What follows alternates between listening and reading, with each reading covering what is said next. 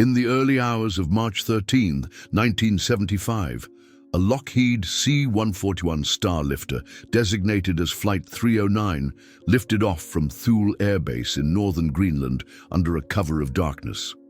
On board, a crew of 7, a classified cargo container weighing nearly 1.2 tons, and a passenger manifest that included 2 civilian contractors whose names didn't appear in any public registry.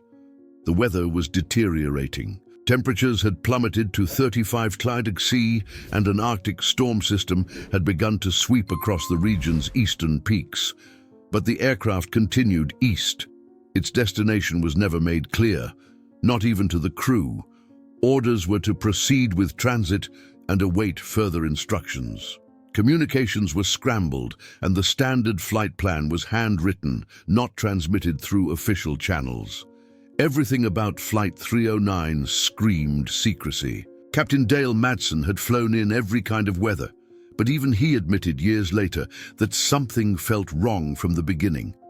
He noted the absence of an escort, the unusual radio silence, and the tight presence of 2 armed men in the cargo bay who never removed their helmets or spoke unless questioned directly. 2 hours into the flight, over the jagged and unforgiving expanse of Greenland's Watkins Range, the Starlifter experienced a violent electrical surge. Cockpit instruments blinked out. The artificial horizon vanished. Madsen and his co-pilot, Lieutenant Becker, had to fly blind, relying only on gut, muscle memory, and scattered glimpses through the whiteout storm. What they couldn't see was that they were flying directly into the wall of a glacial ridge. They hit, not a nose-first catastrophe, but a bone-jarring impact across the lower fuselage and landing gear. The tail section sheared off instantly. The wings twisted as they skidded along the snow-covered slope. Screams filled the cabin, followed by the deafening silence of an aircraft no longer flying. It should have been fatal, but 6 crew members and 1 civilian survived, wounded, frostbitten, disoriented, but alive. And somewhere in the broken fuselage was the locked, temperature-regulated container that no one had been allowed to inspect. What followed was the beginning of a 72-hour fight for survival in one of the most isolated regions on Earth. The US military, monitoring from Thule, marked Flight 309 as missing, but no distress signal had been received, no emergency beacon activated. The wreckage was invisible to radar. Officially, the plane had disappeared. Unofficially, an encrypted message was sent to a station deep beneath the ice, one that didn't appear on any civilian or even standard military maps. That message read, "Asset down, initiate recovery, Echo protocol, no public response." Meanwhile, on the mountain, the survivors had only minutes to make a decision: stay with the wreck or find shelter before the temperature dropped further. Supplies were buried, communications were dead, and the men in the helmets, whatever they were guarding, were already gone. 50 years later, in 2025, declassified documents, recovered journals, and newly uncovered radio logs would finally piece together what happened next. But for now, only the ice held the secret, and it wasn't done yet. The morning after the crash came without light. In the polar winter of Greenland's high mountains, dawn wasn't so much a moment as it was a slight lifting of the black veil. The storm had calmed, but visibility remained low. Snow whipped in erratic bursts across the fuselage of what had once been a C-141 Starlifter, now a twisted carcass half buried on a glacial shelf far from any flight corridor. Inside the shattered hull, the air was thick with condensation and the sour smell of burned insulation. The survivors had gathered what little remained of their gear, wrapping themselves in emergency blankets and strips of insulation torn from panels. Captain Madsen had a deep gash over his eye and a dislocated shoulder. His co-pilot, Lieutenant Becker, had broken 2 ribs. The civilian technician, a man known only as Morgan, had suffered frostbite so severe on his hands that the skin was beginning to peel. There were 4 others, crewmen whose names were deliberately erased from declassified records, remembered only by those who were there. Together, they formed a circle around a makeshift heating source. a small survival stove fueled by chemical packs, just enough to keep frost from claiming fingers and toes. They spoke little, mostly in glances, in gestures. The pain was constant, the cold was constant, and outside, the ice waited, indifferent. By noon, they had taken stock. One of the cargo guards was confirmed dead, his body thrown through the rear breach during impact. The other was missing, so was the crate. The compartment where the sealed container had been fixed was shattered, its mounts torn apart. No one knew what had been inside, only that it required refrigeration, armed escort, and absolute silence. Now it was gone. Captain Madsen, still in shock, began sketching a survival plan. The nearest known research station was hundreds of kilometers away, with no radio contact. Their emergency beacon had been destroyed. A transmitter salvaged from the cockpit might send a signal, but the cold had damaged most of the circuits. They had no sleds, no snowmobiles, and only enough rations for 3 days at half-calorie intake. Yet no one mentioned rescue. That was the unspoken truth. They all knew. No one was coming. Becker suggested moving toward the valley below, where a frozen river might provide a clearer path. Morgan argued against it. The wind tunnels there were known to disorient even experienced explorers. The rest of the crew waited for orders, unwilling to speak unless spoken to. Then in the afternoon, they found footprints. Just outside the tail section, pressed into the snow near a shattered panel, were distinct boot prints. Heavy, deliberate, headed north, away from the wreckage. Not made by any of the survivors. Someone had walked away. Could be the guard, Madsen muttered, squinting against the wind. Why would he leave? Morgan asked. In a storm? With no gear? Becker stared into the distance, troubled. Unless he wasn't planning on staying, no one responded. But something shifted in the silence, unease creeping in like frost under skin. That night, they buried the dead inside a snow hollow. Wrapped in aluminum sheeting, the bodies were placed together, their names marked with initials carved into a piece of fuselage. Madsen led a moment of silence. There were no prayers, just heavy breathing and the crunch of boots on ice. The temperature dropped below 40 degrees. Inside the fuselage, the chemical packs began to run out. Sleep came in fits. Dreams were filled with alarms, static, and the endless sound of wind scraping against metal. Then, sometime around 3 a.m., Morgan woke suddenly. He wasn't sure why. He sat up, heart racing, listening. Nothing but the sound of snow. And then, barely audible, the soft crunch of a footstep. Outside, not one of them. Something, or someone, was walking around the wreck. He grabbed the emergency flare from his belt and moved toward the breach at the rear of the fuselage. Just as he approached, the flare ignited accidentally in his trembling hands, casting a sudden burst of red light across the snowfield. He saw it, a silhouette, human, standing maybe 30 feet away, facing the wreckage, still, watching. Morgan's voice caught in his throat. He raised the flare. "Who are you?" But the figure turned and disappeared into the white. Gone. By the time the others awoke, the figure was gone. The footprints buried. No one believed him, until the next morning when they discovered the cockpit's emergency transmitter was missing. The only working radio, gone. They were alone, and someone else wasn't. On the third day after the crash, the sun still hadn't shown its face. Time dissolved into shades of grey and bruised blue, the sky pressing downward like a lid over a forgotten grave. The survivors of Flight 309 no longer spoke of being rescued. The idea of rescue belonged to yesterday. Now they spoke of endurance. Captain Madsen's condition had worsened. Infection had crept into the gash over his eye, spreading inflammation across his temple.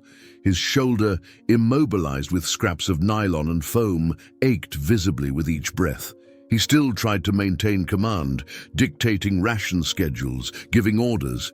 But his voice was growing hoarse, and the crew had begun to defer, subtly, to Becker. The lieutenant, younger and with fewer injuries, was now the one crawling outside to check for signals, the one who slept less and stood longer watch. The silence in the mountains was not the kind that comforted.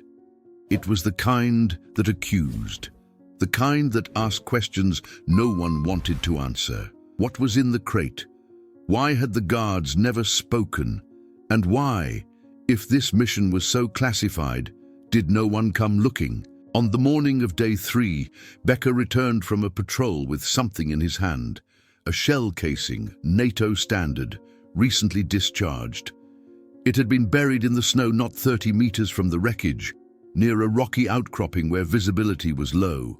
No boot prints, no other signs, just the casing still bearing the heat glint of a shot not long past. They hadn't heard a shot. They'd been awake. Becker didn't say much as he handed the casing to Madsen. The captain examined it, then looked up at Morgan, who hadn't stopped pacing since the discovery. "You think it's the guard?" Madsen asked.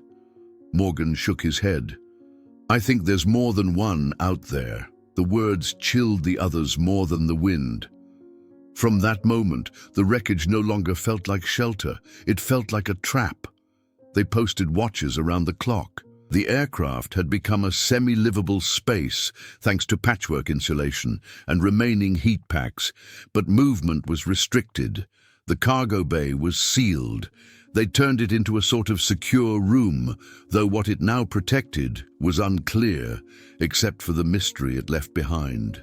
Morgan had begun sketching maps from memory, plotting possible routes to the nearest ice shelf. He proposed splitting into 2 groups. One would stay with Madsen and the wounded, the other would attempt to reach an abandoned weather station he remembered from satellite surveys. It might still have batteries, a working transmitter, something. Becker refused at first. "We split up, we weaken," Morgan countered. "If we stay here, we freeze or starve, or whatever took the transmitter comes back and finishes the job." It wasn't panic driving him. It was something sharper, something he hadn't shared with the others. He had seen the figure too, not just the night of the flare. Again, earlier that morning, in the fog near the ridge, standing beside something metallic, half buried in snow. Not from their aircraft, but he hadn't told anyone. He didn't know why. Maybe he needed to see it again. On the night of day 3, the wind changed. It swept in from the north, slower and deeper, carrying not just cold, but sound. Strange echoes bounced between the ice walls, cracking, distant grinding, the low thunder of glaciers shifting, or perhaps something else.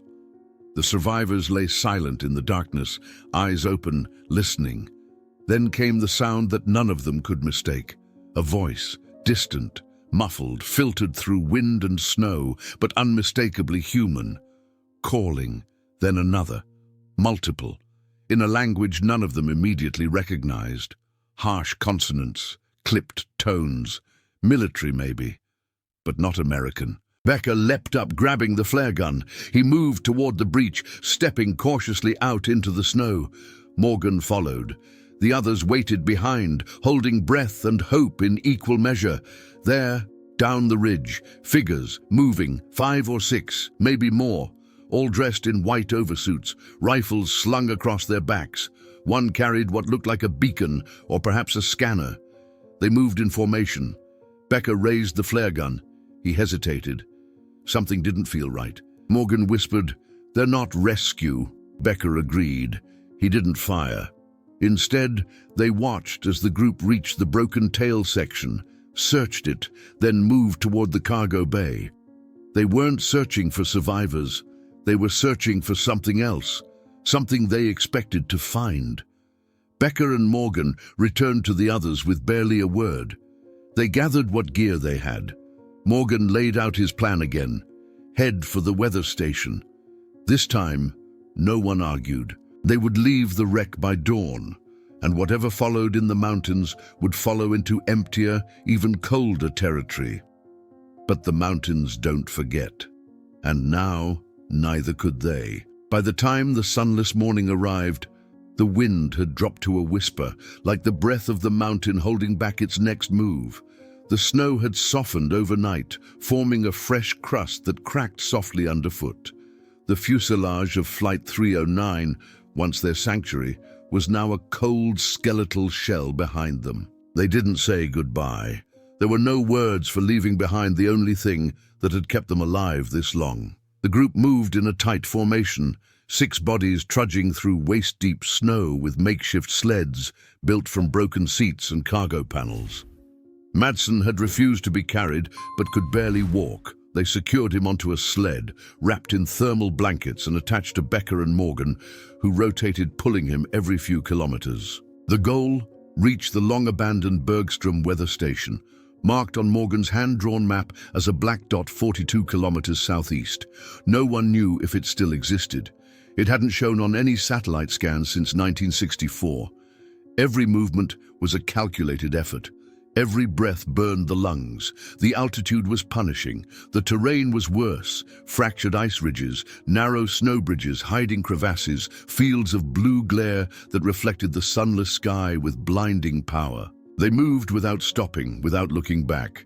Each step forward was a statement that someone, somewhere, might still care enough to bring them home.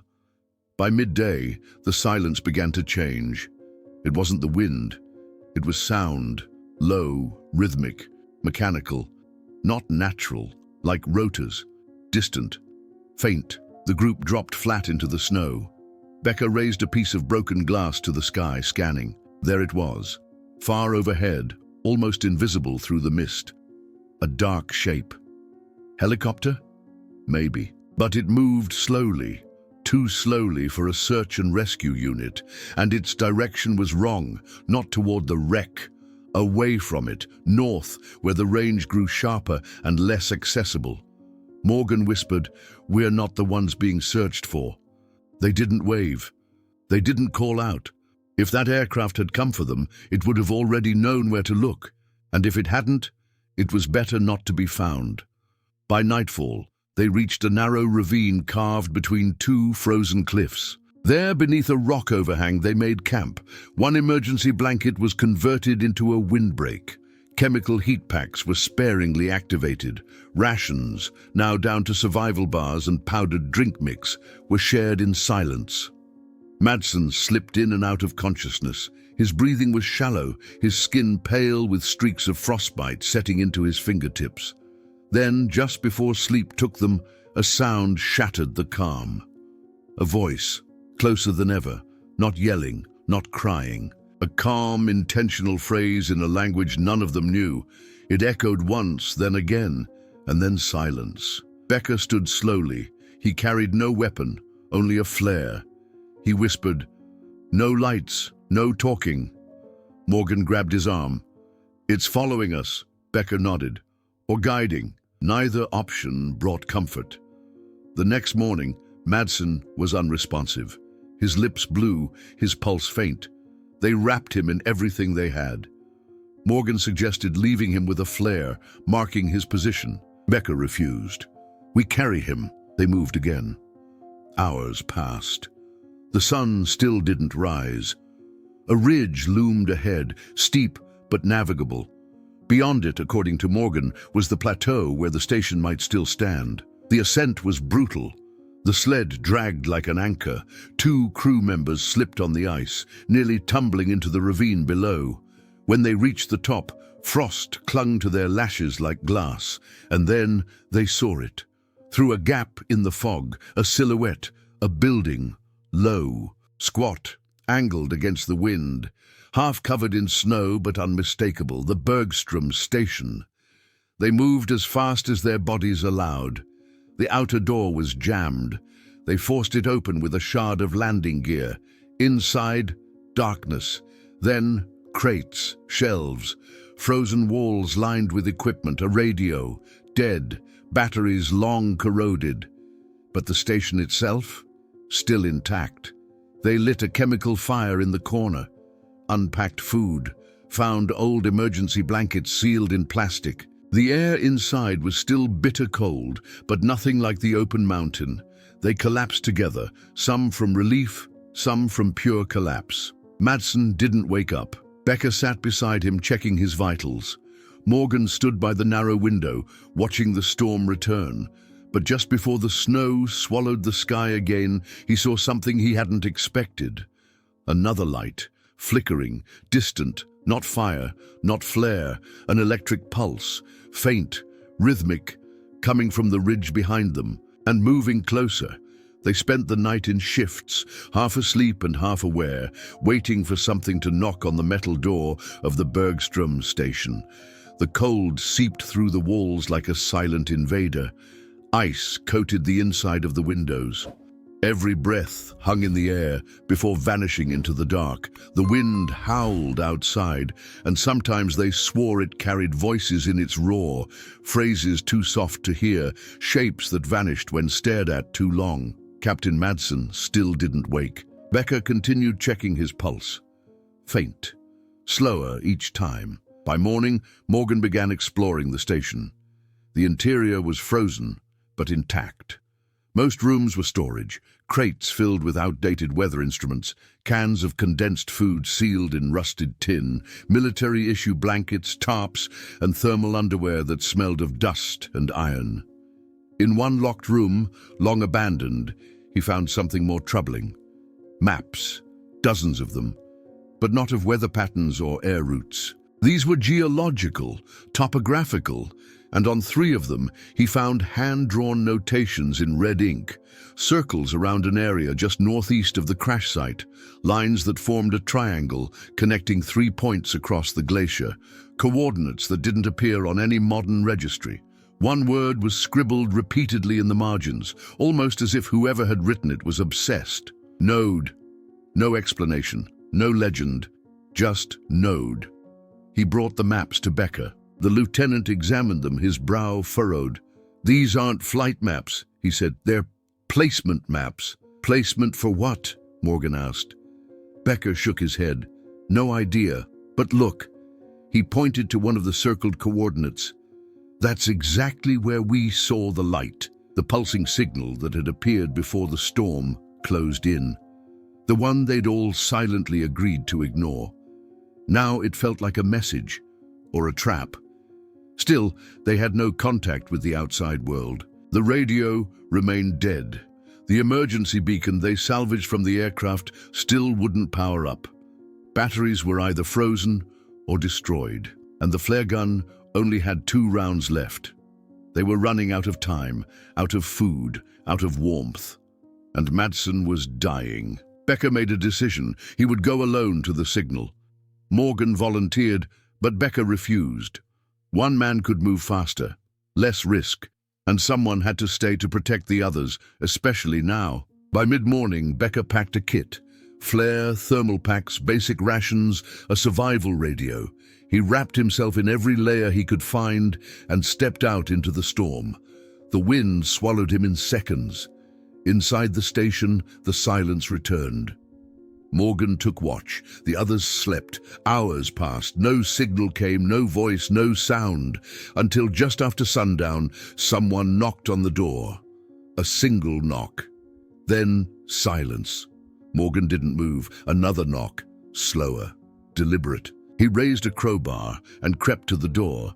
No one spoke. Then a voice. Clear. Calm. "Lieutenant Becker, requesting entry." Morgan froze. He looked at the others. One of the crewmen shook his head violently. Becker wasn't due back for at least 2 more hours. And that voice, it wasn't his. Morgan whispered through the steel. "Identify yourself." Silence. Then a slow, dragging sound, like something moving across ice. Morgan counted the seconds. 5, 10, 20. He threw the deadbolt and pulled the door open.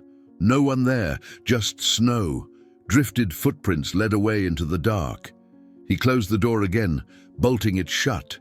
When Becker returned 2 hours later, frostbitten and exhausted, they told him what happened.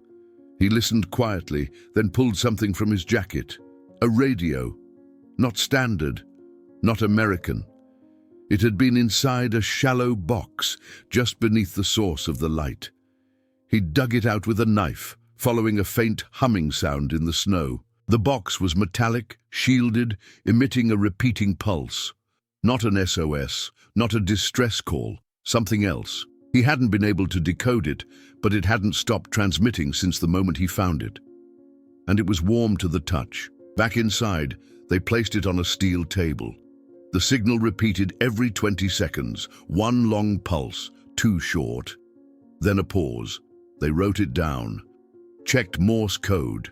It didn't match. They rotated through code books, alphabets, frequency markers. Nothing. But every time they touched it, every time they moved it, the pulse changed, like it was responding. Morgan stepped back. "This isn't a beacon," he said. "It's a sensor." They all stared at it. Then Becker asked the question that no one had dared. "What were we transporting on Flight 309? Silence. Then one of the crewmen, silent until now, spoke for the first time. Something none of them expected. "You think that box is the only thing we lost up there?" He looked up slowly. "There were 3. Morgan blinked. "3 what?" "Crates," he said. "Identical size, identical seal. One was in our hold." "And the others?" Becker asked. The man stared into the metal box on the table. "They were dropped weeks earlier. Same region. We were recovery, not delivery." "And what was in them?" The man didn't answer. He just said, "Whatever it was, it's listening now." And the pulse continued. One long, two short, one long, waiting. The sensor continued its rhythmic pulse through the cold hours of that night. A sound that began as background noise had now embedded itself into the minds of every man in the station. Even those who tried to sleep found their dreams haunted by the pattern. Long, short, short, long. It wasn't just communication, it was pressure. Something pushing back from beneath the ice, just enough to remind them they were not alone. Lieutenant Becker sat beside the device with a notebook, recording every change in rhythm, every possible variation in pulse length or frequency. He had been trained in basic signal interpretation, but this was different. The radio was built with materials unfamiliar to him, carbon composite alloys with no serial numbers, wires embedded in a protective gel rather than insulation, and its power source. It didn't register as any battery, he knew. The unit stayed warm, consistently warm, in temperatures that should have frozen it solid.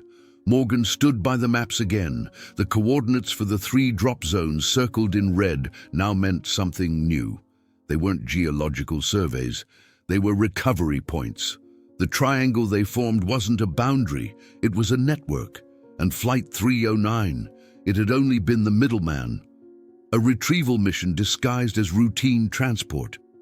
He turned to Becker. "What if we weren't the primary objective?" Becker looked up. "Meaning? Meaning? What if we were just meant to pick up the survivors of whatever went wrong before us?" Becker didn't laugh. He didn't argue. He only stared into the box. The man who had spoken the night before, the one who finally broke silence, revealed more. His name was Orlan. He had served in the Defense Intelligence Directorate since 1970.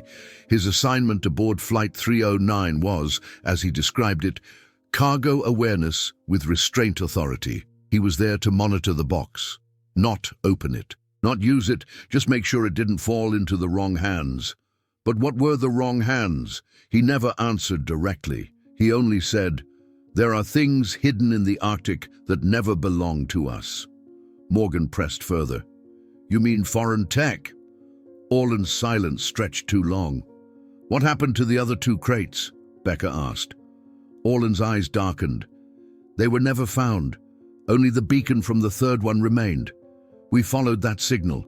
Then the surge hit our systems. We lost guidance, and then we hit the ridge." Morgan remembered the flash, the burning smell, the way every console shorted at once. Not a storm, not a random failure. An EMP, controlled, localized, and deliberate. And now the same signal that had drawn them in was pulsing again, but it was no longer static. It was interacting. On the morning of the 4th day in the station, the pulses changed. For the first time, the device emitted a second frequency, ultra-low, sub-audible. It began to vibrate the table slightly. Orlan immediately tried to cover it with a tarp. Becker pulled it off. If it's reacting, we need to know why, he said. But it could trigger something, Orlan snapped. Maybe it already has, Morgan added. Then came the sound. Not from the device, from beneath the floor. The Bergstrom station was built on frozen permafrost. Beneath it, bedrock and glacier. No crawl spaces, no cavities. But something was moving underneath. A deep, grinding hum. Not like tectonic motion, not the slow settling of ice. This was mechanical. They all stood still. Then, without warning, the sensor fell silent. The light turned off, and all power inside the station died with it. Flashlights clicked on. The backup radio failed. Heat packs stopped working. Morgan tried to spark the emergency stove. Nothing. Then Orlan turned to the others. This is a sweep, a containment field. Becca stared at him. What are you talking about? Something was activated. The sensor sent its final ping, and now the site is being purged. By who? But Orlan didn't answer. He opened his pack and pulled out a small sealed vial. He held it up in the flashlight beam. A tiny sliver of metal floated inside a transparent gel. This was in the box. Morgan moved closer. What is it? An artifact, Orlan said. Becca narrowed his eyes. From where? Orlan looked at them both and said a single word, Antarctica. Before they could question him further, the station shook. Not like before, not subtle. A direct impact. Snow fell from the ceiling. Shelves rattled. The walls groaned under pressure. Becca looked to the window. A shape, just for a second, passed in front of the glass. Human height, but too fast. And gone. Orlan threw the artifact into a metal case and sealed it. We have to go, now. Becca objected. Go where? We don't even know. Another impact, this time at the door. Then a sound like tearing steel. They grabbed whatever gear they could and bolted from the rear exit, pushing into the blinding snow. The wind howled, but even through the whiteout they saw the lights again. Two beams, parallel, sweeping the ridge. Not searchlights. Targeting systems. And then, behind them, the Bergstrom station exploded. Not fire, not smoke, just implosion, like it had never been there at all. They fell into the snow, breathless, and behind them, silence. No lights, no power, no shelter, only the artifact and what it had awakened. The mountains swallowed them whole. Snow, wind, and fear closed in like a vice around every breath as the survivors of Flight 309 dragged themselves across the ravine and into the white oblivion beyond the ruins of the Bergstrom station. Behind them, the station had vanished. No smoke, no wreckage, just a clean indentation in the snow where it once stood. Becca kept turning back, unable to accept that the shelter that had saved them now looked like it had never existed at all. Orlan didn't stop. He pressed forward, clutching the sealed artifact against his chest, one hand gripping the strap of the pack with whitening knuckles. Morgan stayed close behind him, scanning the ridge with every step, searching for movement. They didn't know if they were being chased, watched, or simply led deeper into something they couldn't yet understand. The snow changed around them. The texture underfoot grew firmer, not soft like new powder, but compacted, ice shaped by something other than weather. They were descending, the slope shifting subtly beneath their boots. Wind no longer came from above, but funneled from below. A tunnel, a wind tunnel of nature or design. They reached the edge of a crevasse, wide enough to swallow a building.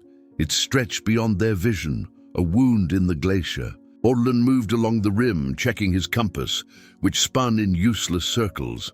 He pulled out a second device, smaller, cylindrical, with a digital readout that glitched every few seconds.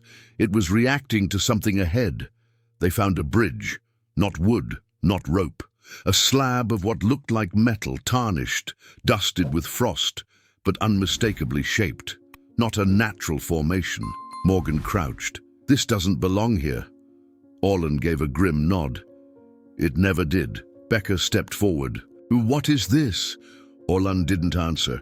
He walked ahead. The bridge held their weight with no creak, no give. It led to a narrow ledge carved into the far wall.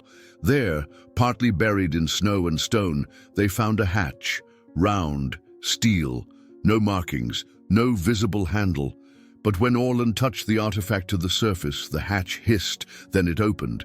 A breath of warm air spilled from within, and the darkness invited them inside. They entered a tunnel lit by faint blue strips embedded in the walls, some still active, flickering like ancient emergency lights. The interior smelled of rust and time. The walls were smooth, curved, and cold to the touch. They descended a spiral ramp until the outside world disappeared entirely. Deep inside, they found what the maps had hinted at: a chamber, circular, enormous, dozens of meters across. The walls were lined with vaults, sealed compartments stacked 3 high, each one with a small, dim light, some green, some red, a few blinking slowly. In the center stood a console, half exposed by time, its screens dark, covered in dust. Morgan walked toward it, heart pounding. Orlan finally spoke. "This is one of 6 facilities, built during the Cold War, not by NATO, not by the Soviets, but by a separate entity within the Allied command. A failsafe." Becker stepped back. "Failsafe for what?" "For what we couldn't control," Orlan said, "or explain." He approached one of the red-lit vaults. Each crate was stored in one of these, but 2 never made it.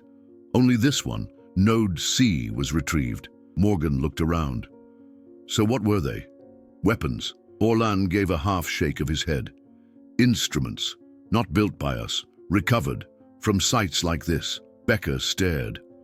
"Wait, you're saying these things, they're not man-made?"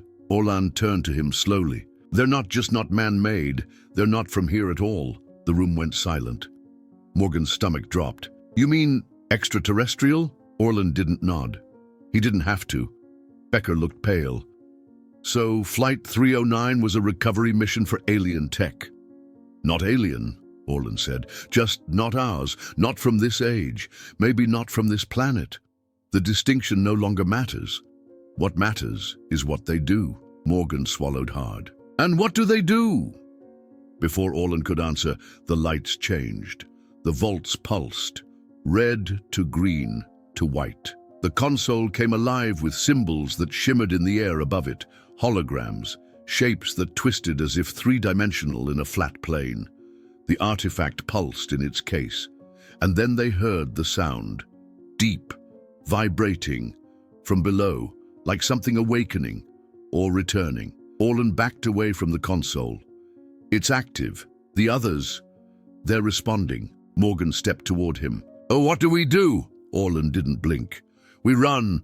But it was too late. Behind them, the hatch slammed shut, the console shifted again, and the floor began to move, not downward, outward, as if the chamber itself was expanding, and something was about to emerge from the vault, something that had waited decades in the ice, something that had heard its signal returned. The floor moved with slow, imperceptible pressure, more felt in the bones than seen with the eyes. At first, they thought it was an illusion, just a trick of the flickering lights and echoing hum.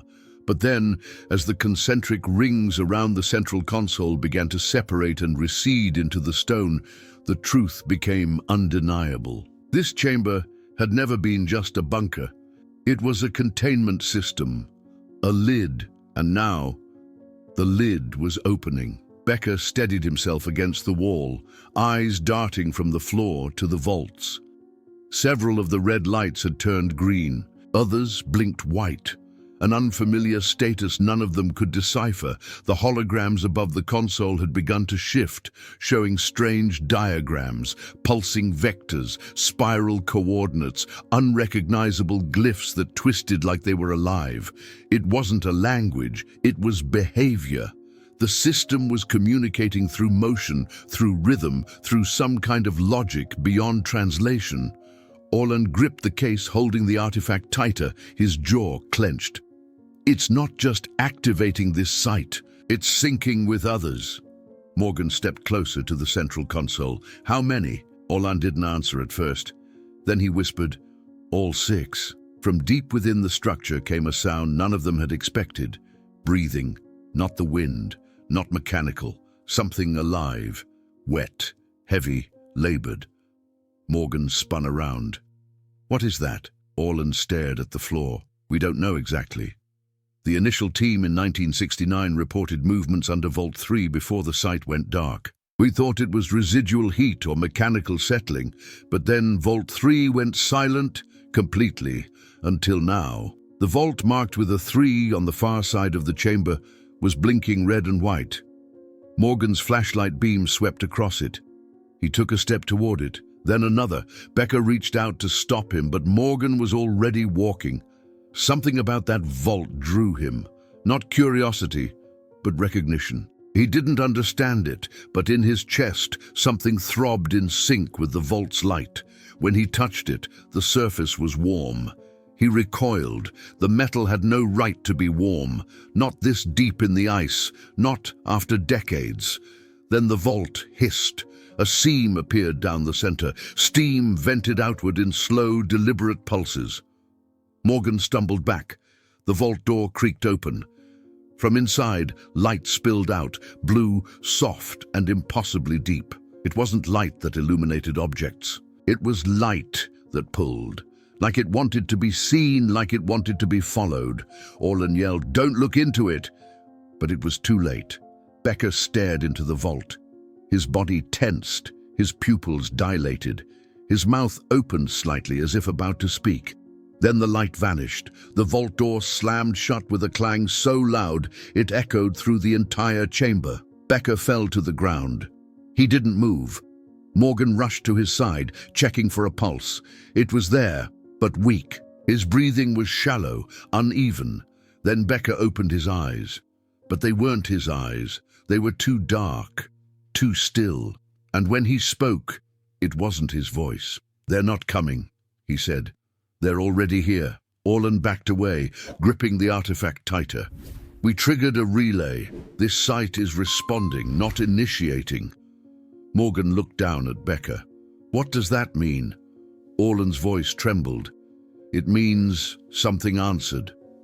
The chamber lights flickered again. The console dimmed, then brightened. One of the vaults on the far wall opened partially, then slammed shut again. Another did the same, then another. The floor shifted, this time upward. They were being lifted. The entire central platform was ascending on a mechanical lift hidden beneath the vault floor. The ceiling above them was cracking open, a circular hatch that blended so perfectly into the rock it had once been invisible. Light from above filtered down, but it wasn't sunlight. It was golden, pulsing, alien.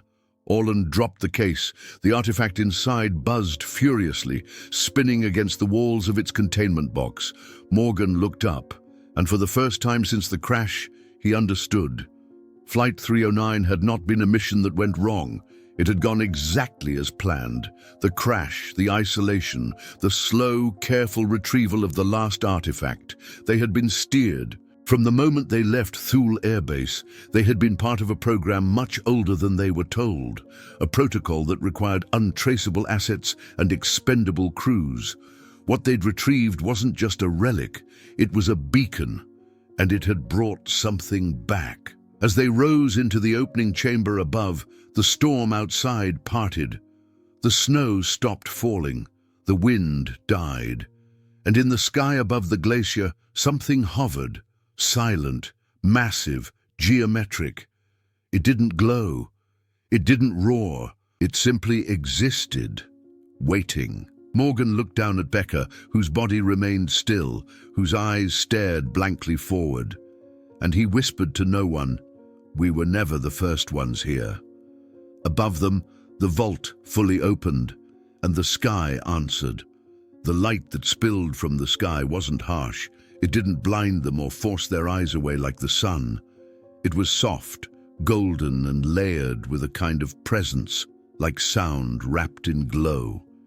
It shimmered with depth, not brightness. Morgan stood motionless on the platform, blinking slowly, the cold forgotten, the silence pressing into his chest like invisible gravity. Beside him, Becker remained still, eyes open but blank, his body slack, and his breath steady, mechanical, as if on loop.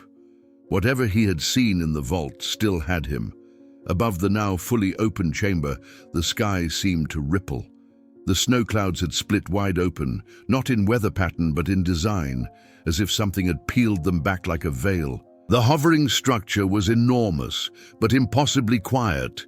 Hexagonal patterns moved along its hull, shifting like ripples in water. No exhaust, no rotors, no noise, just the faint harmonic resonance that vibrated in Morgan's ribs.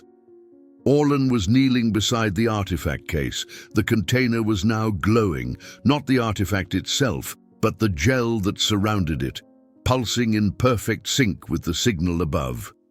He looked up, face lit with the kind of awe that bordered terror.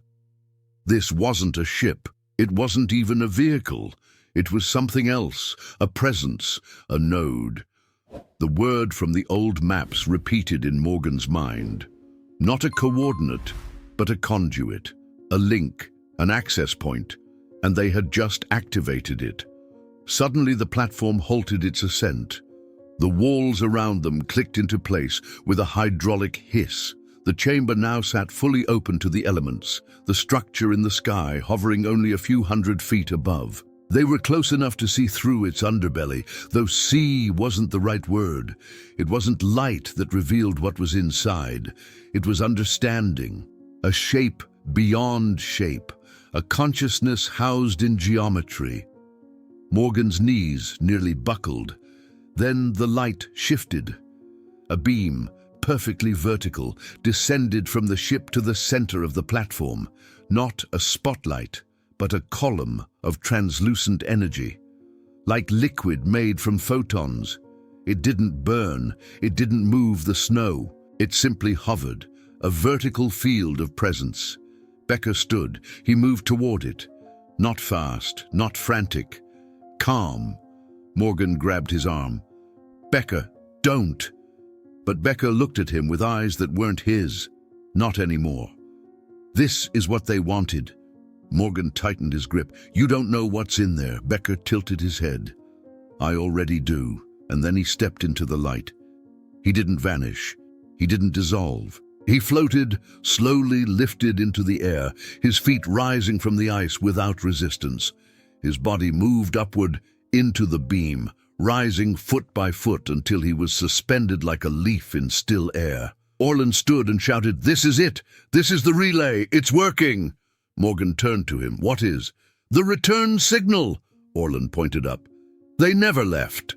They've always been connected to the nodes. This was their callback." Becker disappeared into the ship. The light faded. The beam retracted, and then silence again. No alarm, no announcement, just absence. Morgan turned in slow circles. "Now what?" Orlan picked up the artifact case, holding it with reverence. "Now we wait." "For what?" "For it to decide." Morgan narrowed his eyes. "It?" Orlan nodded toward the ship. "Whatever runs that, whatever's receiving this. But what does it want?" Orlan didn't answer. Instead, the console behind them flared to life again. The holograms returned, this time showing new patterns. Circular grids, expanding rings, the same triangular coordinate system from the maps, now pulsing as if to show a countdown. A voice, deep and genderless, echoed across the chamber, not from speakers, but inside their minds. One word, aligning. Morgan gasped. "What is this? A transmission?" Orlan's face went pale. "No, it's preparing a link." The platform began to descend again, slowly retreating into the chamber. Above them, the ship remained still. Then the second vault opened. This time there was no mist, no light, only darkness, and a shape. It moved slowly, uncertainly, like a newborn waking from hibernation. Then it stood, humanoid, but not human. Skin like marble, eyes like the vault light, limbs proportioned just slightly wrong. Morgan stepped back, his instincts screaming. Orlan held still. The being looked at them, through them, and spoke without sound. Another word inside their minds. "Return!" Orlan dropped the case. The being moved forward. Morgan didn't wait. He ran. Through the corridor, up the ramp toward the hatch that had once sealed behind them. He expected it to be locked, but it opened at his touch. The wind outside was gone. The snow had stopped. The sky was clear and empty. The ship was no longer above them. Only stars and silence. Morgan turned back, but Orlan and the creature were gone. So was the chamber. Nothing remained but snow. Flat, untouched, like no one had ever been there at all. Morgan stood alone on the glacier, the wind gently brushing the snow into soft waves around his boots. There was no more storm, no lights in the sky, no signal, no ship, no crater. Only the empty, frozen expanse of Greenland stretched in every direction, as if the mountain had swallowed the last remnants of history and offered nothing in return. He turned in circles, searching for some landmark, some proof that any of it had happened: the chamber, the ship, Becker, Orlan, the vaults. But the ridge was smooth now, like it had been pressed down by time itself. Even the bridge of metal that once crossed the crevasse had vanished, replaced by a jagged lip of ice. He walked for hours. The sun never rose. The sky held its twilight hue, casting everything in the eternal gray of near-polar winter. He followed the trail back as best he could, relying on memory and instinct, retracing the route from the chamber to where the wreckage of Flight 309 should have been. But when he arrived, there was nothing. No fuselage, no debris, no blood, no flare burns in the snow, not even tracks. It was as if the plane had never existed. Morgan dropped to his knees. He pounded the snow once with his fists, the cold biting through his gloves and searing his skin. He screamed, not from pain, but from the realization that the world had moved on. The event that had defined the last 6 days of his life had erased itself from the map. History had folded over the truth like a glacier, burying a body, slow, relentless, and absolute. He stayed there for what felt like hours. Eventually he stood. He took out his compass, still spinning, still useless, and stuffed it back into his coat. He knew the direction of the sun's last position, and if he could just walk far enough, reach elevation, maybe a satellite would pick him up. Maybe there'd be a helicopter patrol. Maybe not.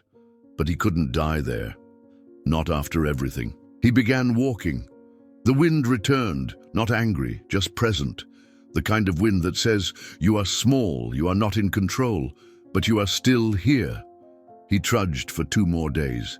He ate what rations he had, melted snow in a plastic sleeve for water, slept in a thermal cocoon that didn't fully close anymore.